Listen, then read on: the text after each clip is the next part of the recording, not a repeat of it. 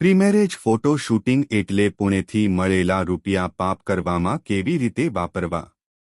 પ્રીમેરેજ photo shooting એ પૈસાને પાણી જેવી રીતે વેડફવાનો એક ખોટો રસ્તો આજના યુગમાં સૌથી વધુ પ્રચલિત છે.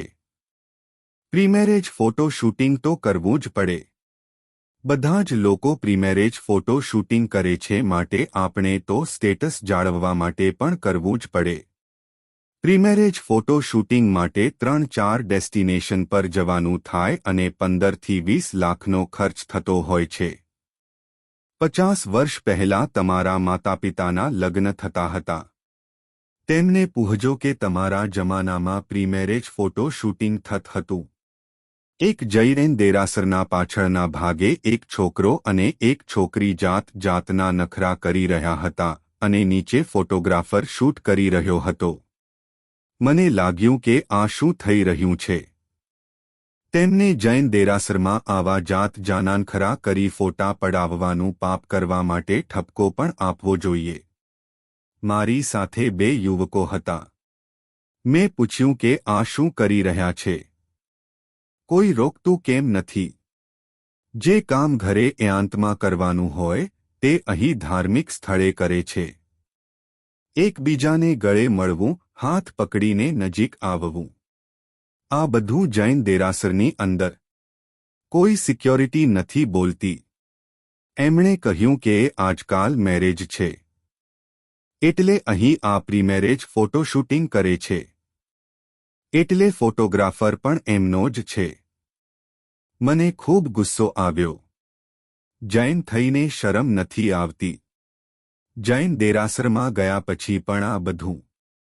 આપણે તો કહેતા હોઈએ છીએ કે જૈન દેરાસરમાં માથું ઢાંકી રાખવું જોઈએ, શરીરનું પ્રદર્શન ન કરવું જોઈએ. અને અહીં પ્રદક્ષિણામાં આ બધું.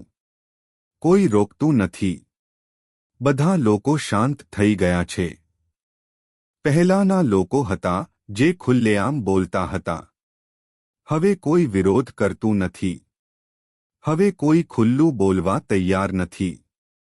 હું પણ કંઈ કહી શક્યો નહીં.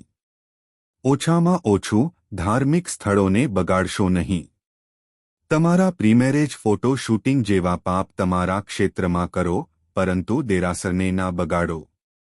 ગિરનાર, પાલીતાણા, રણકપુર જેવી જગ્યાએ સેલ્ફી અને ફોટોશૂટ. પતિ પત્ની મળીને ફોટા પાડવા. કેટલા પાપ બાંધો છો? આવા કર્મોથી પરમાત્મા નહીં મળે. ધર્મમાં જન્મ પણ મુશ્કેલ થઈ જશે. કેટલી મર્યાદાઓ છે. મંદિરમાં ફોટો શૂટિંગ.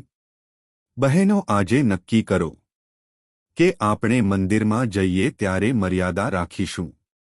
સાથે બેસવું હોય તો પણ નિયમથી બેસવું. મંદિરમાં બધા માટે નિયમ છે. મંદિરમાં જઈએ પછી કોઈ પતિ પત્ની નથી, બધા શ્રાવિકા છે. આ મર્યાદાઓ જાળવવી જરૂરી છે. મંદિરમાં મર્યાદા તૂટવી નહીં જોઈએ. આપણે પોતાની મર્યાદા ક્યારેય તોડવી નહીં.